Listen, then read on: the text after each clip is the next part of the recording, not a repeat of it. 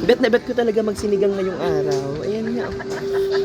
Siyempre dahil birthday mo, magluto ka. Maganda ka ng sinigang.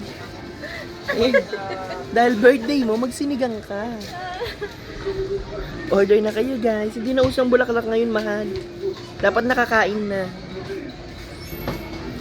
Diba nga? Pasok na pasok sa budget. May umorder po pang sinigang. Ayan po siya. Nakasamang baboy or Naka-plastic pa. Dinadry pa yung baboy. Sinigang. Sige. Okay. Pang sinigang. Magkano pang sinigang? Alin? Pang sinigang ba? 250 to? Hindi na. ang cute. No, kakaubos na ba ng bulaklak sa dangwa?